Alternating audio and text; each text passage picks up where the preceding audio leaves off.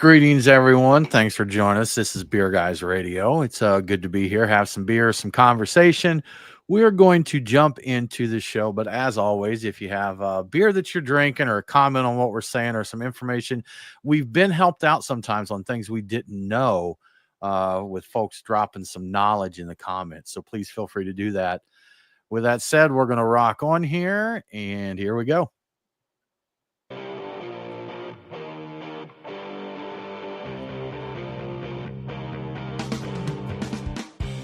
Welcome, everybody. This is the Beer Guys Radio Show. Hope you're doing well. We're happy to have you here with us. I am Tim Dennis. Brian Hewitt, how is it going? It's going. It's another one of those weeks where I'm like, I'm tired, but I'm here. Like mentally fatigued. My work has taken a turn, and it's gotten a lot more complicated and a lot more involved, and it's involved quite a bit more. The information I need for what I'm doing right now is like drinking from a fire hose. So I do. That's fun. Yeah, that's fun. It's not. This is not a forever situation, but there's going to be a few weeks of me being mentally spent. But how are you doing, Tim? I'm fine, man. I'm fine. That's actually pretty good. I mean, things have been cranking along this week. That I did at work's been going good. So we have a quota per month, the number of deals we're supposed to make, dollars we're supposed to make. And I had kind of a dry month, but I've closed 3 deals this week. So, it waited till the last of the month, kept me working the whole month, but came together. So it's always good. Hit those KPIs, Brian. It's important. What is KPI again? I always forget. I hear that. Key performance indicator. Okay. Yes. Yeah. You're what do they call it? It's your goals, so yeah, it's the tech speak. I forget. Oh man, I wish I could remember the word. I don't personally use it, but it's very popular with people that do project management and like scheduling, project management, executive level stuff. Instead of saying I can catch a few minutes here or hey, I've got some time here, there's a word now that they use for that, and I've caught people using that in just conversation. But I forget. I'm sure if we got any project managers watching us right now and you know what the heck I'm talking about, they're on the same. Let us know. Tim. They'll circle back. They'll circle back later, but they are definitely on the same page with you. We'll circle back, see what kind of synergies we have here. Right. So, make the final we'll probably push. Lean in while they're discussing it. I mean, you have to. There's really no other way to do things. it. Yeah. It's important. Crucial, I'd say. Yeah. I hate this. How are your KPIs doing? Great. Last time we had a performance check-in, I was excellent down the entire board. So my KPIs at work are going great. Good, man. Good. Except at the time of this recording, I am going to Charlotte for the 3rd time in 2 weeks. Okay. So for work for stuff work, in Charlotte. work-related stuff. Out to Charlotte from Atlanta and back same day. No big deal. That's always fun. He's bringing back a big load of weed water. So, hey, I'm just Atlanta's drug dealer. Don't quote me on that, please. That's our pusher. Man, you like to start some wars there saying that. Someone would be like, "No, he isn't. No, he is not. So, fun stuff, man. Fun stuff. Well, guys, diving into it, we got some brewery birthdays this week, and a closure of one. I was kind of surprised. I didn't hear about this one, but Terrapin Brewing, our little local joint here, or somewhat local-ish. Do you guys remember when local beer just meant it was like in your state? That was local, like if it was in your state. And so I'm going to take a little segue here a little bit, but I'd say maybe a decade ago, if it was Georgia beer, it was local beer. That was it. It was considered local beer.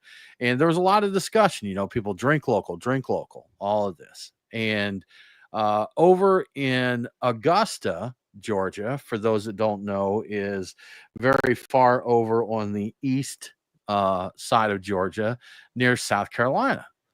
And there were people there that's like, drink Georgia beer, this and that. There were people there saying, well, there's breweries 20 miles from me in South Carolina that are more local than Georgia beer. I'm like, fair point there. So, and also with the radio show, I was calling, I don't remember if it was Portland or Seattle, but we were looking to set up some breweries there. And I called one that was like 10 or 15 miles from Portland, I think, something like that. And I'm like, hey, wanted to give you a call. We're a beer radio show. We're on one of your local stations there. They're like, where? And I'm like, oh, we're on so-and-so in Portland. They're like, Portland's not local. So at that time, 15 miles was enough that you were no longer local beer because of the way their beer scene was developed. So, and so let me ask you this, Nate, I'll ask you first. Today, right now, as the beer scene stands in our state of Georgia, what is local beer to you? I think it's regional within your state because there are a number of breweries in Savannah, which roughly from Atlanta, Savannah is about a 3.5 hour drive. I think that because you have to pass by so many breweries just to get to Savannah, I consider like stuff in Atlanta or even stuff just outside of Atlanta to be considered more local than stuff that is in a different region of the state for me. Okay, fair enough. Brian, how about you? What is local beer to you? I would say anything in the greater Atlanta area I consider basically local. I think that Savannah is far enough away that and it's so uncommon for us to see a lot of their stuff make it over here. I no longer really think of them as being exactly local, though they are Georgia beer, and I'm always interested in seeing that. But yeah, anything in the greater Atlanta area, generally speaking, it qualifies. There's stuff in the outskirts that like it's just too far away, it doesn't make the rounds, and it's just like it's not local. If I can't easily get it in my area, it's probably not local in my opinion. Okay, so fair enough. Gotcha. What about you, Tim?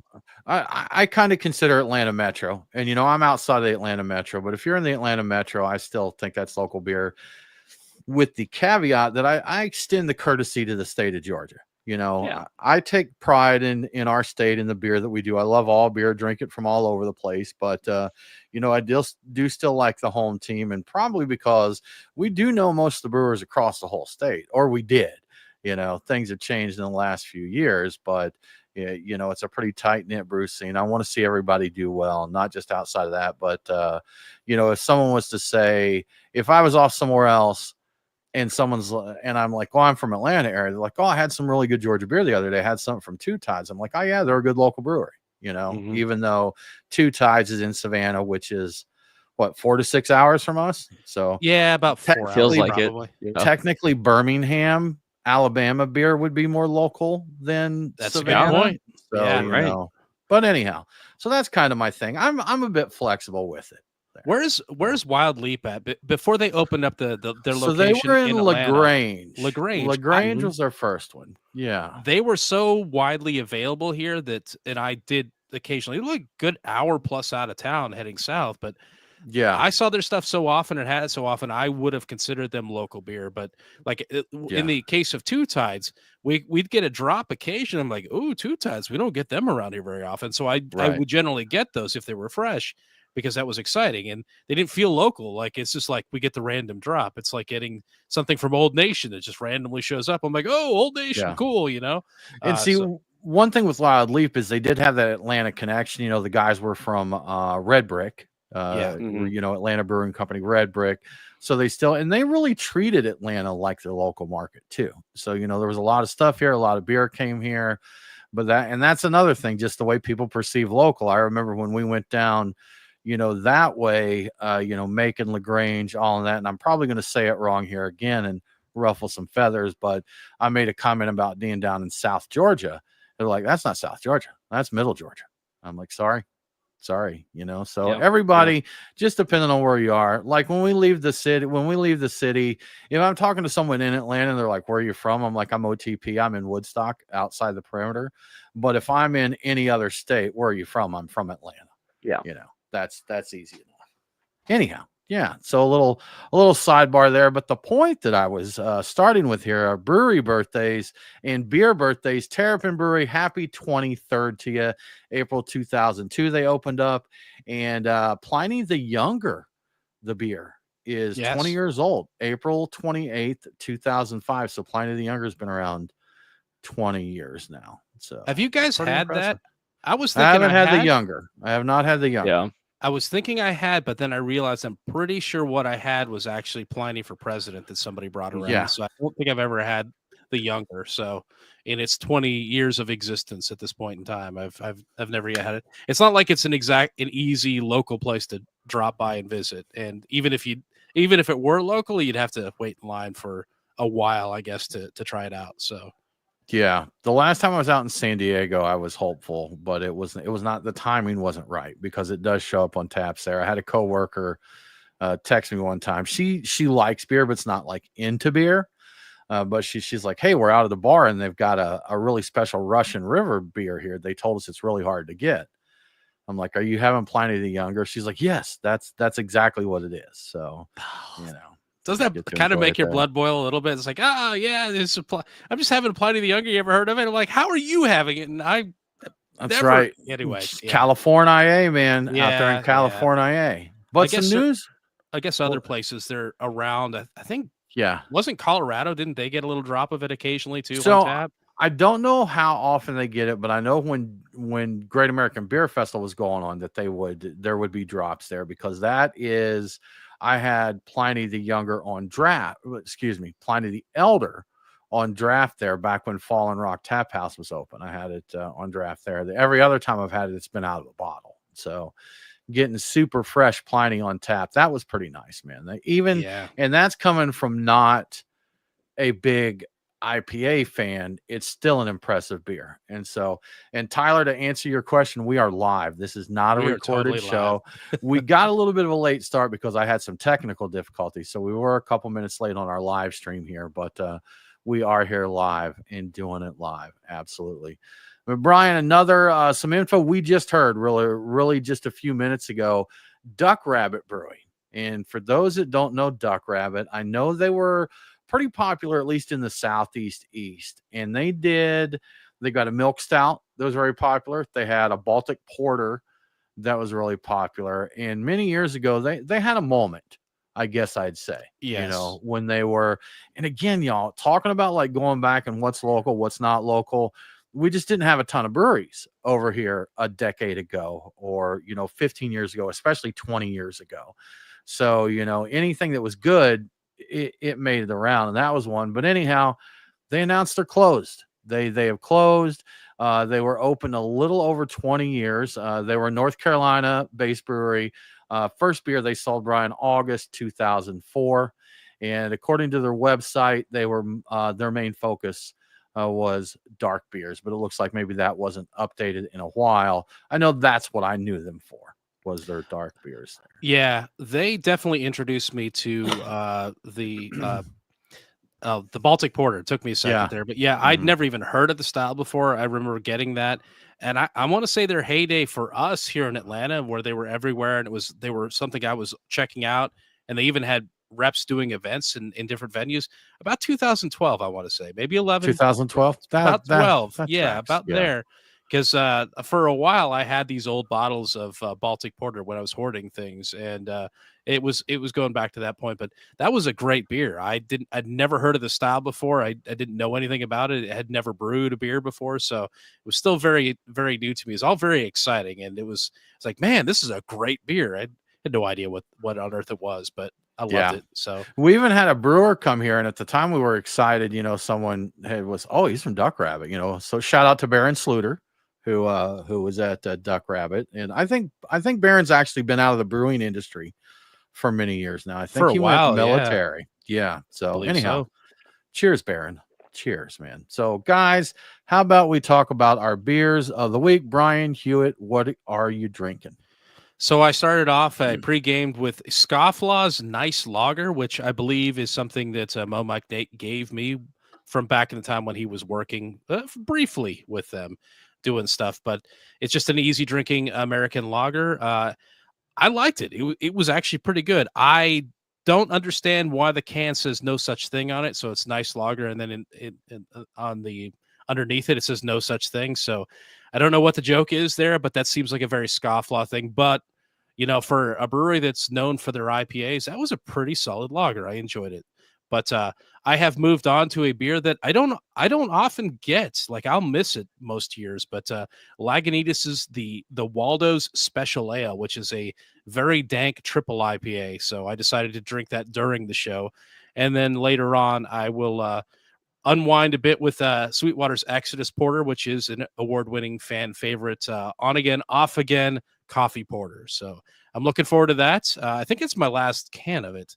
I'm wondering if it's still out there, or if it's off again. I'm not 100% sure with that. So you'll find out soon enough, right? I will. Do what you can. Do what you can. Nate, what are you drinking today? So starting off for the day, I've got a collaboration beer from WorldWorks Brewing and Russian River Brewing, which we can't get Russian River in Georgia, so I will take it when I see it. I'm drinking their Convival, which is a hazy double IPA.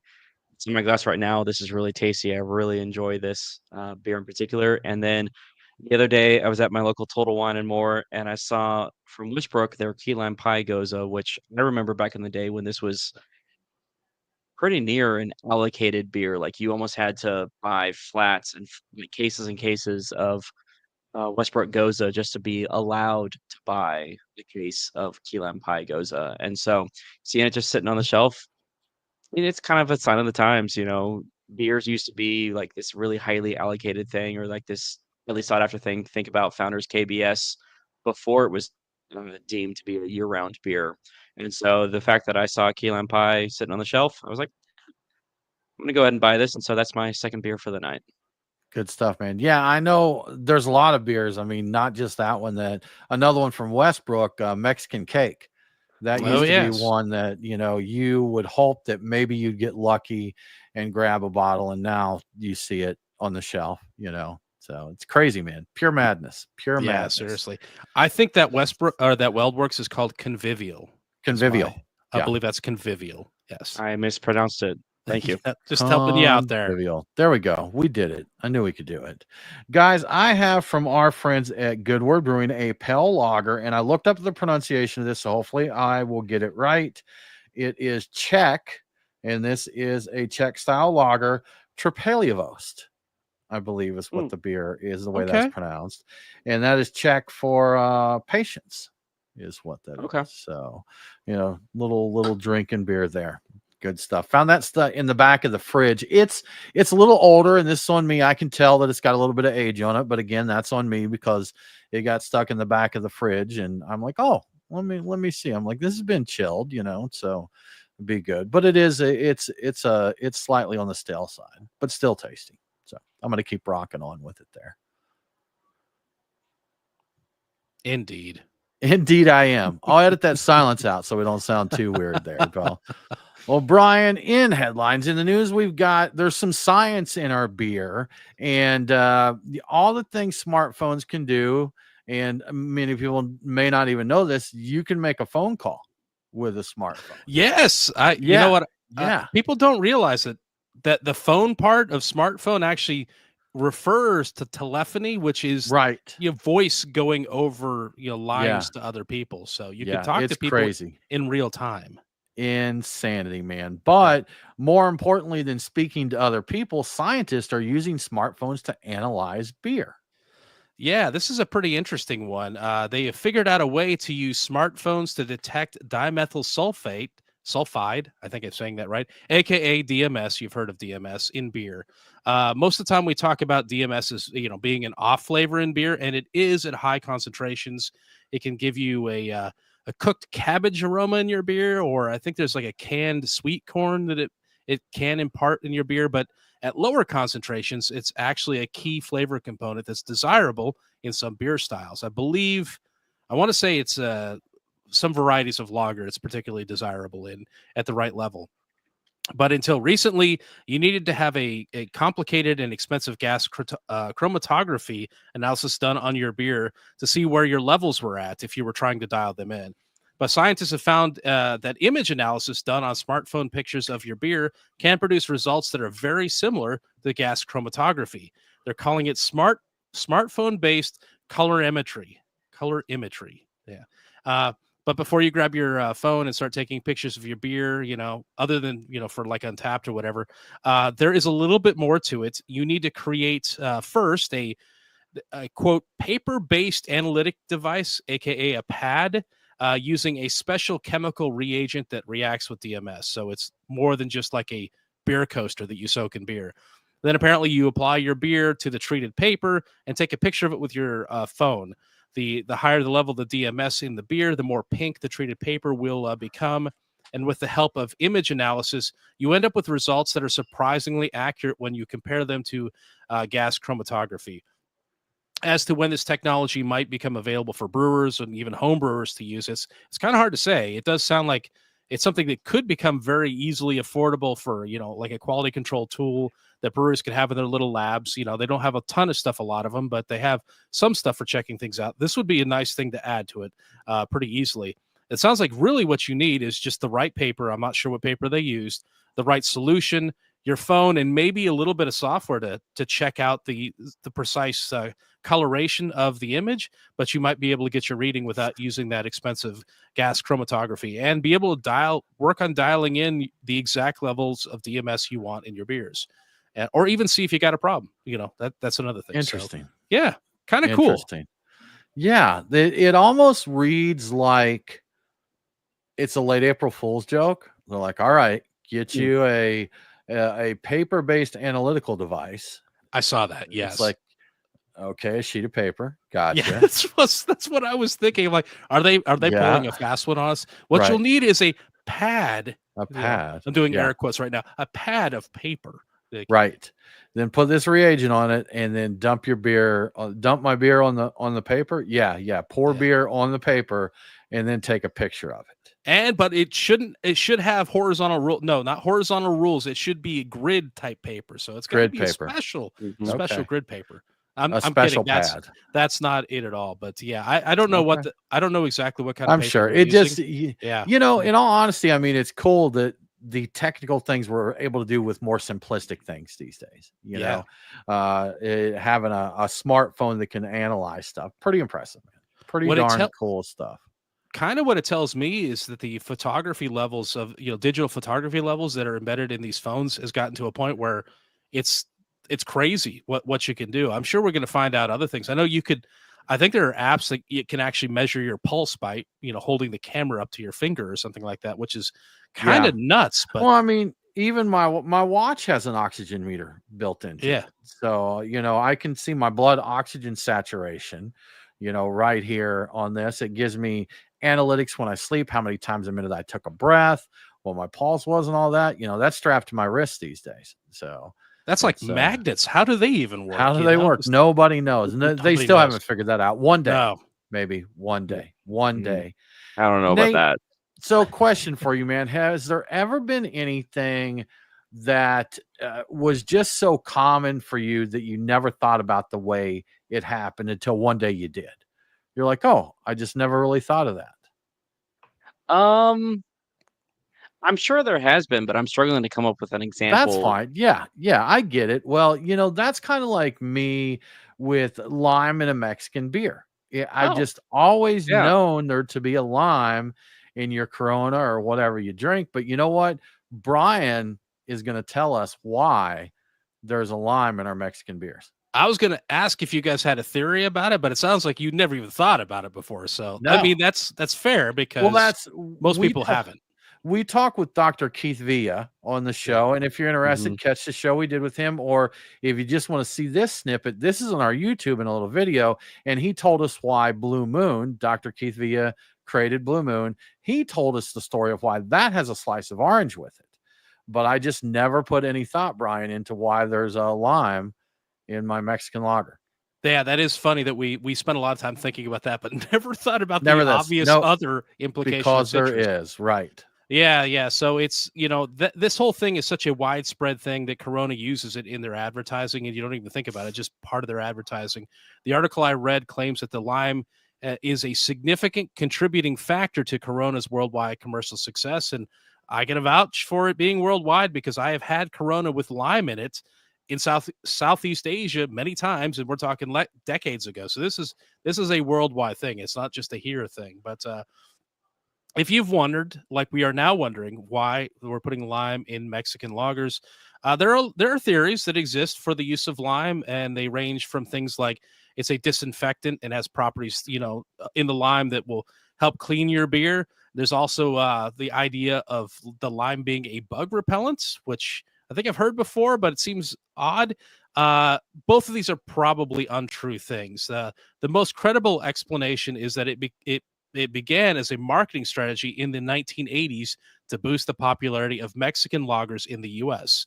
The tartness of the lime is a great complement to the crisp Mexican lager, as we all know, and it can help mask the light struck skunkiness that is common in beer that is packaged in either clear or light green bottles. So the minute those hit the sunlight, skunkiness is going to arrive. People think it's temperature. It's just the light. It really is just the light. So the origin of the trend is actually debated. The possibilities include California in about 1981 is what some people say, and other people say it's directly from Mexican drinking culture.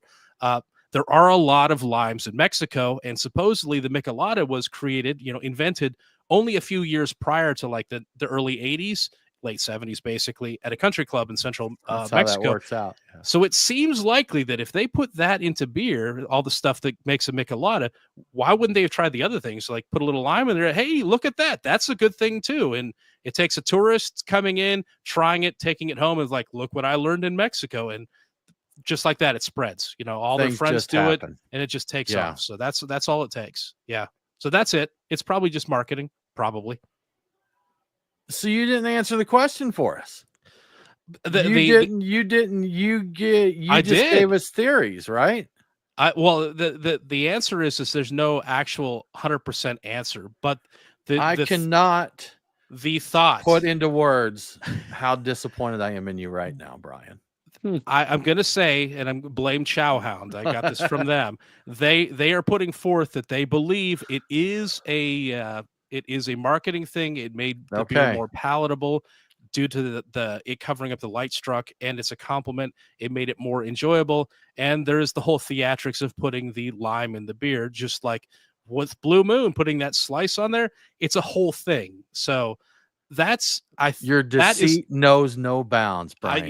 Yes, I know. So I'd actually heard, and I, again, sometimes the way you hear things is it's just, I don't know where I heard it or how I heard it, but I heard the thing about the light strike, because they came in clear bottles, that there was a slight light struck to them because they don't have a ton of hops, so it's not going to get horribly bad, but that with that little light struck, that at some point someone put a lime in there and help to tone that down a little bit. But you got to admit, look, I will say this, Brian, and I know you concur with me because we've enjoyed them together before.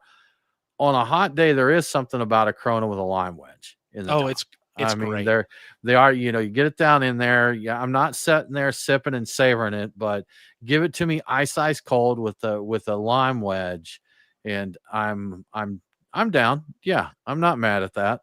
Now that I think about it, I seem to remember, and this may have been another thing I saw is like some people say it was like people used it to clean the rust off from the cap on the bottle. I remember actually way back in the day, people using the lime to actually go around the rim of the bottle or whatever. I don't know if they put it in, but they would do that as a way of actually kind of cleaning the top of it off. So like an acidic compound that get whatever's on there. I know people did that. I don't think that they were accomplishing much with it, but I think I do remember people actually doing that. I never thought that to be cleaning it as much as just putting some lime, like rimming your glass with lime and then some salt or what have you. Mm-hmm. I thought they did it more just to get some lime flavor there, because maybe. I also know that people have told me, and this may vary from bar to bar or time period to time period, but a lot of people, the method, you squeeze the lime, wedge it down through the neck into the bottle, put your thumb over the top, and then invert the bottle until the lime raises up. It floats up in the top. And I did have a bartender tell me one time, they're like, don't do that at a bar. Don't do that at the bar, because the bar limes are not clean that well. You don't want to go do that. So Nate, you've bar back before in that. Do they, do bars, are they better about cleaning those limes up? Because I was told they're essentially meant as like a garnish or something, and they just didn't put effort into cleaning them. Or any bartenders that are listening, let us know. Do you clean those limes? Am I safe wedging it into my bottle and then consuming it? I probably wouldn't do it at a dive bar, but I worked at a cocktail bar as a barback, and we definitely cleaned our citrus before we prepared it for service.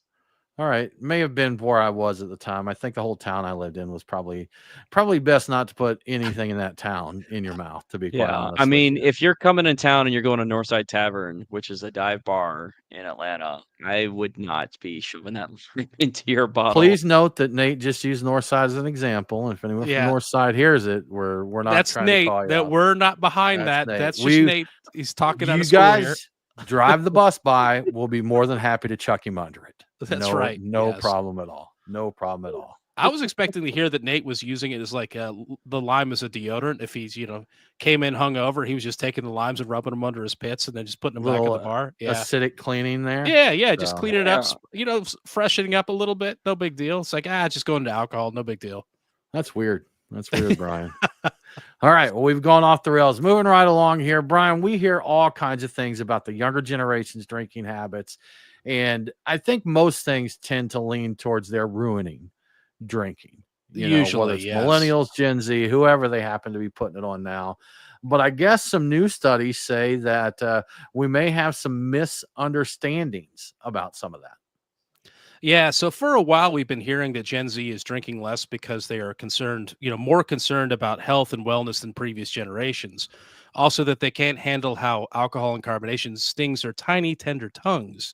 But beverage analyst from Rabobank says that this narrative may be greatly exaggerated. I don't think he's talking about the tongue part. That was just my observation. But to begin with, they predict, based upon what they've been able to evaluate, that Gen Z's alcohol consumption will increase significantly as they age, with the expectation that by the time they reach their mid-30s, they will be much closer to previous generations' consumption levels. Recently, the Bureau of Labor Statistics put out a spending breakdown by generation, and they found that Gen Z spent 83% less than millennials, and I think that's driving a lot of this perception. But here's the problem. That stat apparently includes all of Gen Z, not just legal drinking age adults. So a significant percentage of Gen Z can't even legally buy alcohol right now. So of course the percentage is going to be considerably higher. Additionally, statistics that break sales down by generational households is also skewed. Less than half of Gen Z consumers have established an independent household, not to mention that many legal drinking age Gen Z consumers are just starting out in the workforce, and they simply don't have the discretionary funds to spend much on alcohol, much less, set up a household, that sort of thing.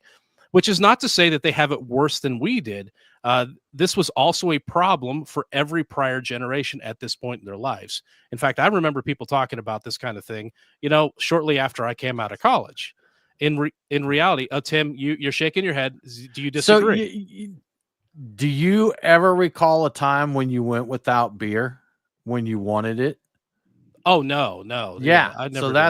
that's what I was thinking. I'm like, yeah, we may have been broke, but we always found time to get it. It may not be the beer that we wanted, but we could get some beer.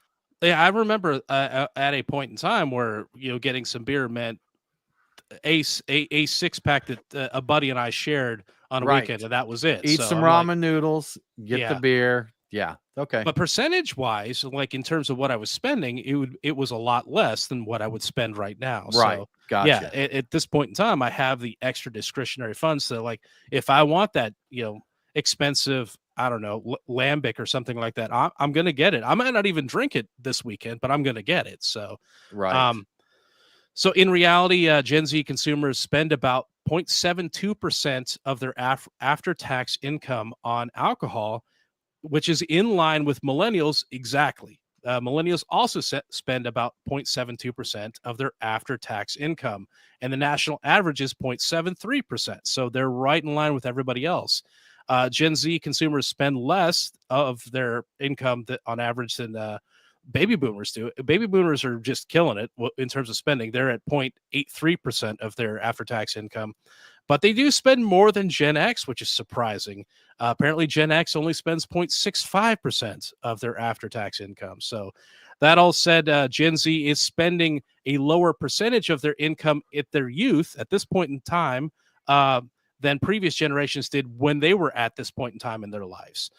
So there is an interesting theory as to part of what might be contributing to this, why Gen Z is spending less on alcohol. It may have to do with cell phones. Interestingly, so another article about smartphones. Cell phone and smartphone ownership increased from 31% in 2011 to 88% in 2021 for those 21 and older. So we're talking like right during the whole Gen Z's, coming up here.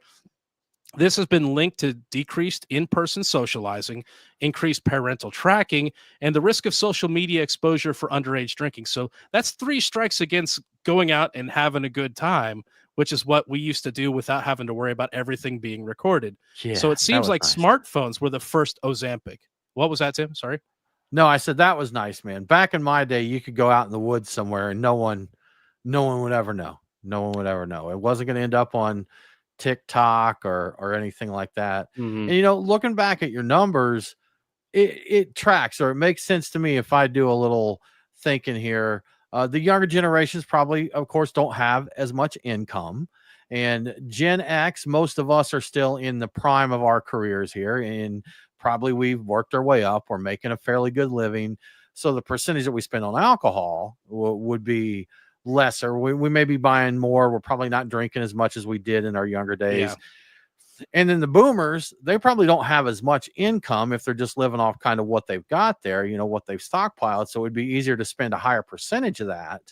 And they don't care. They don't got to go to work tomorrow. So they're That's out there exactly right. drinking, man. So yeah, We know I could them. see where these we do know these guys. They're drinking all over the world. So That's right. They definitely are. yeah, The money that they're not spending on alcohol, they're spending on travel to get the alcohol. So right. Yeah. We have a group here. Shout out to the Atlanta area beer elders, which is I was mildly offended when I was invited to join their Facebook group, but I Yes. guess reality is reality there. Yeah. But these guys just go around having a good time, man. Visiting breweries. I know they've done tours to England, Belgium, Italy, South Africa. They go out there drinking, just travel and drink, man. Not a bad way to live your retirement years there. That's wonderful. Yeah. So there are a few other factors that come into play on this before I close out this story. There are demographic shifts in Gen Z. I think that there's a larger Hispanic population than there was. I think there's a larger Asian population, and I think statistically those sections of the demographics drink a little less than the white folks do on average, I guess. I don't recall the exact breakdown of that. There is also an unexplained decline in young male drinking since 2014. But again, I think that's just a matter of like young guys would do a lot of really dumb, stupid things with alcohol if they weren't being recorded. If you're being recorded and you might be called out for it, you're not going to do this stuff. So they may be doing dumb things, but they're not doing anything that's going to get them in trouble with the law. So selective that could stupidity. be part of it. Yeah. All right. Just realizing that they can't get away with that kind of thing. So let me do something else that's stupid instead. I'm sorry, Gen Z. I'm sorry that that's where the world is today, that you don't get a few years to just be stupid with without it showing up on the internet there. But they are getting the phones though. So they're bringing it on themselves. Like you guys don't have to have these phones. Yeah. Yeah. Crazy stuff. Well, Brian, I don't even want to talk about this next story. So before we get to that, how about you give a shout out to our sponsor?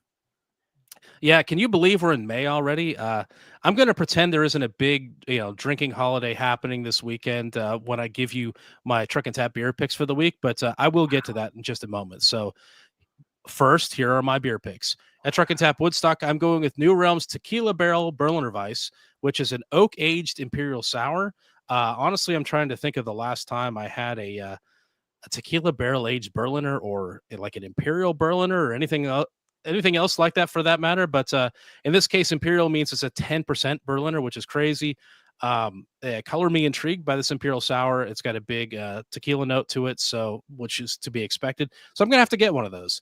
At the Duluth location, I'm going with Todd Zemry, and I'm not sure if I'm saying that right. I didn't do like Tim did and go research how you say the word, but it's a good word collaboration with Truck and Tap. So yes, I have to try this out. It's a Czech style pale lager, and I think the name is a reference to Goodword's popular Die Todd Die Pilsner. But Google tells me the name means Freeze Todd Freeze, so I'm going to assume this is a super crisp Czech light lager or pale lager, I guess is the thing. And really, there's only one way to be sure as to why it's called what it is. You have to go get one and drink it and see what you think. At Truck and Tap Alpharetta, my pick is Creature Comforts We Love LA IPA. I do love a beer for a good cause, and this West Coast IPA with Simcoe, Mosaic, Idaho 7, and Sultana goes to benefit the wildfire relief in California. A good beer for a good cause is a win-win, and I'm always going to order one of these whenever I see it. I'm not even sure. I might have recommended this already recently in one of these. But get it. Yeah, it's for a good cause. And finally, at the Lawrenceville location, I'm going to get the Fat Orange Cat Baby Kitten Strata IPA. I really like seeing Fat Orange Cat beers around here again. It seems like they disappeared from our market for a while. Will they stick around this time? There's no way of telling, but I'm going to enjoy them while they're here. So if you're looking for something to do the day the show airs, I've got good news for you. Truck and Tap is holding a Tres de Mayo party because it's the May 3rd. You get that. It's not Cinco de Mayo. Anyway, that means specials on margaritas, Taco Tuesday lagers, and several variants of something called yacht water. So I'm guessing that's something like ranch water, except more appropriate for the drinking season. So anyway, of course, if you've been checking out the Truck and Tap website, you already know all about this. But if you don't, maybe you should bookmark truckandtap.com and check that out occasionally. Either way, swing by Truck and Tap and get your Fiesta on this weekend. And thank you to Truck and Tap for your support. Thanks, Truck and Tap. We appreciate it. Brian, this next story is horrid and awful and all of this. And that's awful. all I'm going to say. Tell us about it. I had to take some beer to clear that out of my anyway. An Austrian company named Uklo, they make eco-friendly toilets. They're creating a lager called Uklo Pilsner, I believe is the pronunciation of it. In case you didn't see this coming, it's a beer that is a Pilsner or something like that, a lager made from human urine. Specifically, the liquid that is collected from mobile toilets that they place at construction sites and festivals. But don't worry, all 6,000 liters of the liquid in question are filtered to remove toxins, leaving nothing behind but pure water. So Tim's shaking his head no at this point. The company insists that resulting beer will taste like any other lager, with the filtering process removing any offensive taste and or odor and or color, probably. The first batch of 2,500 ml bottles will go on sale this fall. So the beer was meant to be a marketing gag, and gag is probably exactly the right word for this. Apparently, they've been getting hit with a lot of advanced orders from around the world, and not only from people that are dressed up in fetish gear. So it's like these are real serious inquiries about buying some. If the beer ends up being as popular as they think it might be, they may end up brewing more of it in the future. So my question is does this beer qualify as the first true crowdsourced beer? Shame You're for even suggesting not allowed back allowed on the show ever. I am officially kicked off the show. Thanks for the time you spent with us. We do not need your services any longer. I wish I would say it was a great time having you here, but after this episode, it's been horrible. It's been awful. Been terrible. Yeah. Brian, would you drink this beer? Oh, I'd have to see somebody else drink it first. I don't know. Why? I'm not sure. Someone else drinks urine and you're like, well, okay, then. The water's filtered, man. Come on. Well, I want to see Tim drink it first. If Tim, you're not going to, because I don't have to think about it. I don't have to go, no, I'm not drinking urine beer. Yeah. No. So this isn't the first time I've seen like wastewater beer, but it's like it's been like gray water. It's never been like, so this is straight up. Look, this. So I know a lot of stuff happens to our water before it comes out of our taps and before it gets filtered and all that. But they're not telling me, hey, we're just taking a tank of urine from a beer fest and turning it into a beer.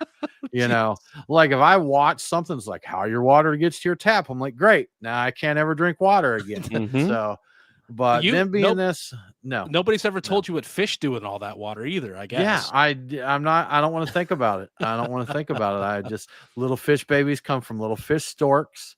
That's and right. Little fish cabbage patches, and that's the way that works, man. So. Yeah, that is exactly what happens in water. So I'd probably pass on this. I don't know if I could bring myself to do it. It's a cognitive thing that's just too far for me. I know that with filtration and everything else, I'm sure it's just 100% fine. But no, huh? Yeah. Nate, you're a pretty nasty human being. Would you drink it? Oh, what a compliment. I You're appreciate you welcome. so much. No, I would not. Yeah. I would not. Okay. He's the Okay. the most finicky of us. Like, there's no chance. Like Yeah, Oh, but when it that's comes right. Yeah. But no, Fair. here's the Fair. thing, when it comes to liquids, I'm pretty fair game, but the fact that from the get-go it's advertised as, "Oh, no, this is refined urine."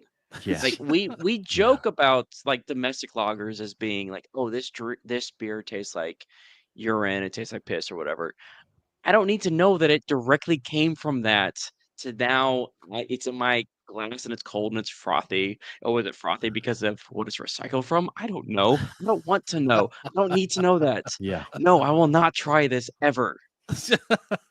Yeah. Fair. So our uh, opinion is unanimous no. on that one. So Yeah, that's a no. not going to do that. I mean, again, like we said, I'm sure look, if it wasn't safe to consume, they wouldn't be able to sell it for consumption. That's that's plain and simple. Especially Europe. They're like they'll put all kind of poisons and dyes and Mhm. stuff in us here in America, but the Europeans are a little tighter about that. They're pretty So, uptight about that. Yeah. yeah. If there Yeah. was any thought of it like being possibly bad for you, like that, Yeah. Like over in Europe, they're like raw milk, cheese, and eggs at room temperature. That's fine. And that's true. As yeah, long as they don't over have here we're any like, special no, dyes in them. I know that they're about no. the additives and the dyes. That's Yeah. right. They do a lot of that stuff. It's Yeah. it's an odd Yeah. dichotomy of like we're really Well, no, I strict on mean, these things and we're just completely open on these I don't other think it things. is though, Brian, because that's natural stuff. I mean, Yeah. like if you've ever seen, oh man, Brian, I gotta do a callback to last week's conversation here in a minute. But if you've ever seen a cooking show, like I watch cooking Oh shows, no. if you see Asian or European ones, the egg yolks are always such bright orange. I mean, it just Oh yeah. looks richer. I'm jealous of non-American eggs because we have to pasteurize ours here and keep them in the fridge. But Brian, I saw a YouTube video cooking something, and he's like, dice up your onions, set the heat to medium, throw them in there. He's like, cook them just a little while. I'm like, Brian would lose his mind. Cook them a little while. That was the instructions there. So thanks for nothing, buddy. Thanks for nothing. Just like Yeah. you could just tell me cut and cook an onion and like don't show me any of that at all. Like I would Essentially. get as much from it. Same thing. It's like this, you're not adding anything here. I'm aware that like for most things that onion is applied to, you would have to cut that onion and possibly cook it. Like that, I can handle that. Like Cook for some time. Thanks a lot. Yeah, Captain. Put over heat somewhere between low and really high. Cook for a while. He hates you right now. I'm gonna come out with a cookbook that's just apply heat to all of these elements and then mix together. And put Congratulations, them together, you have your thing. You should develop a cookbook for people like you, Brian. And that these are recipes you can follow and boom, here it is exact. That's it. That's what your mission in life should be, Brian, is developing recipes for people who need, because I'm sure you're not the only freaky deaky person in the world that wants those exacting specifications. And if you have no idea what we're talking about, listen to last week's show and you'll get there you go. They keep it. But Brian, Aldi, if we all know Aldi, the grocery store. So they have beer. They do sell beer, Brian, but they've got one that's actually went a little bit viral. Yeah, they got a ton of social media attention on this. The reason is that they are selling a 1.5 liter bottle, which is roughly 50 ounces. All the stories I read about this did the math wrong. It's about 50 ounces, right, Tim? 1.5 liters. So yeah, 1.5 liters. Milliliters. I don't know. Let's see. You know what? I have Google here. So 1.5 liters. Yes. To ounces. It's around 50 ounces, right? It's 50.7 ounces. Yeah. Everybody was saying it was like 33 ounces. I'm like, where do you guys? And it was quoted like I know people were just taking. Well, that would be a liter. Yeah, but this is 1.5. It's clearly marked in the picture that we have. It's a 1.5, which means the source got it wrong, and then everybody that copied them pulled it along with them. Okay, gotcha. But I take it to the next level and do my own research. You redeemed yourself a little bit on that urine thing then. But anyway, yeah, so they're selling a 1.5 liter bottle, which is roughly 50 ounces of classic lager beer for a local equivalent of 67 cents. So 1.5 liters for 67 cents. All right. And according to reports, that's just the regular price of the beer. No sale, no discount. I don't even know if Aldi does sales and discounts. Maybe they do, but that seems to be just the normal price for it. And if you do the math, that's roughly 4 12-ounce cans, each of them costing about 17 cents a piece, which is just nuts. From the images we've seen, the beer looks like it comes in a bottle similar to your typical 2-liter soda bottle. Obviously, it's short by half a liter, but we all love inexpensive beer. And if this was available at your local Aldi, and I've checked, it's not, for at least for me, would you get it? And keep in mind, we're talking about getting beer in basically a 1.5 liter plastic bottle. So would you do it? Would you get it? Yes, absolutely. Oh, I'd have to try it. I'd have to. I mean, I'd have to try it, man, for that. So Gen Z, if you're listening, you all need to move to China if you want to do your drinking there, because it's they could catch up. The sure, problem man. is I'd have to try it to see. I expect it's pretty low ABV. They're probably not using a boatload of grain or anything with it. So, is it on the bottle there? I want to say it. I want to say it is. I want to say it's like 4% or like 4.2% or something. Well, that's like that. actually a little more than I expected. I kind of thought that it'd be like a table beer kind of thing, 2% or what have you. But anyhow, I assume that they're probably using cheaper grains and that. But oh, sure. That's not to say they couldn't make it. We're kind of. Brian, look, we know a good, expensive, nice lambic or goose or stout or anything, but we are not above slumming it for a decent beer every now and then. So I may not be my regular rotation, but I would be curious to try it. You know what? I just realized that's an Aldi 40, basically. Like, it's not 40, but it's like an Aldi 40. Aldi 40, man. Right? It did, from the picture, if you guys Google Aldi classic lager beer, you can see it looks like a 2-liter. Oh yeah, a for 2-liter sure. bottle, Yeah. like a 2-liter soda bottle. Exactly. Which interesting. I'm not ashamed to say that I would definitely try it. I would. Yeah. How crazy would it be if it's an absolute banger of a beer too? Like, it's actually really. I don't know this. I've not been able to find anything on Untapped for it yet. But if it actually was just an amazing beer for 67 cents for a liter and a half, that would just be nuts. Wouldn't that be crazy? It was just like, wow, this is a fan. I mean, kind of like that QT Quitting Time beer. That was solid, man. Like, I didn't have high really good beer. I'm like, that's actually a really good beer. So yeah, interesting. Well, Brian, we have some good news for probably like 40 people across the country. And this was a lot of people talked about it and were disappointed when it went away. Brian, Bapple is coming back. Yeah. I don't know if you guys remember, around this time last year, I found something. We were talking about there's an odd cult following Busch Light Apple. That's what Bapple is. Yeah, diehard fans call Busch Light Apple Bapple. It was introduced in as a summer seasonal in 2020. It became a regular release in 2021, and then it was discontinued in 2022 and replaced with Busch Light Peach. And that drove the fans of the beer insane. People were chasing trucks. They were putting up online petitions to bring it back, and they got thousands of signatures. So it's more than 40 people, but it's probably less than 1,000. But anyway, they probably signed a few times. People were selling it for $60 a case online, and other people were driving, like hours to pay $60 to pick up that Bapple. People created Facebook groups and subreddits to talk about the beer. Well, Anheuser-Busch has finally gotten the message, and they have confirmed that Bapple will be back on shelves in May for the first time since 2022. But it's not back permanently. Anheuser-Busch says it'll be around while supplies last, but you should see it in stores all summer long, assuming these people don't all go nuts with buying it. There's another question. I'm like, the obvious question is would you guys buy it? But before I get into that, a story that I didn't realize was a big deal is one of the founders of Apple, who cashed out really early on for like $800, where his shares would be worth billions now. He's in the video for this. So he's like, they're playing off of the whole Apple investment. I forget his name, but okay. Yeah. So it has him buying a crate of this stack of it he has in his garage. It's like, I'm not missing this Apple related investment. So anyway, there's a whole thing with that they've tied into. Have you ever had it, Brian? No, I don't Nate, believe I have. You have. ever have Bapple? No. I haven't either. So To answer your question, yeah. Once again, man, with the hype that it generated last time, I'd try it. It doesn't sound like something I would enjoy, but I would try it. I kind of feel obligated to now because we've talked about it on the show twice. I'm like, I've got to at least know what it tastes like, and maybe I'll just buy an extra case just to sell it for $60 to the crazed fans later on, right?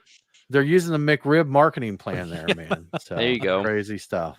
Yeah, no, I'm definitely going to be buying myself at least a 12-pack of this just to try it. We need you to make a cocktail with it. I'm talking about like trying to find like a bottle or find a single, or maybe if I have to, a 6-pack. Nate's like, I'll have to try it. I have to get at least a keg, Yeah. So. Hey, why not? Yeah, I have to get some, whatever. Hey, roll tide. If I'm going to try it, I'm going to try it, man. Nothing but to do it. He's going to get a beer bong for it and everything. Yeah, he's just going to go wild with it. Hey, just bring me back to the college days. Bapple theme party there. Bapple day at Nate's house there. Have a good time with it. This would be great. Well, y'all, that is our show for this week. Thanks so much once again for hanging out with us. If you enjoy what we do here, we would love for you to tell a friend to give us a listen. Make sure you're subscribed. If you're not, tell them to subscribe. Threaten them if you have to. We're fine with that. No problem at all. If you really enjoy us, go to patreon.com/beer guys. We'd love your support there. We'll get you in our Patreon or we'll get you in our Discord server. We'll send you some cool swag. We'll invite you to hang with us and have some beers and run our mouths at the after party after the show each week. With that said, we hope that you all have a really good week. And don't forget to drink local. Cheers.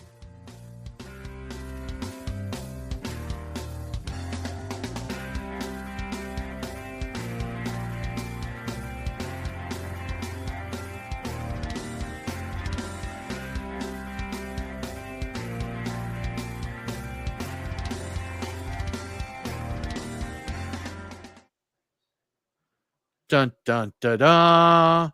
Y'all, we are going to end the stream now. Again, if you're a Patreon supporter, we'll give you the link to come hang with us. We didn't talk about it much. Cinco de Mayo is coming up. It'll be around next week. Is that next Wednesday? Will we be on the air during that? Is Monday the 5th? Monday's the 5th. Okay. Monday's the 5th. Monday's the 5th. Yeah. So y'all enjoy some Cinco de Mayo there. Have a good time with it. And we will see you next week.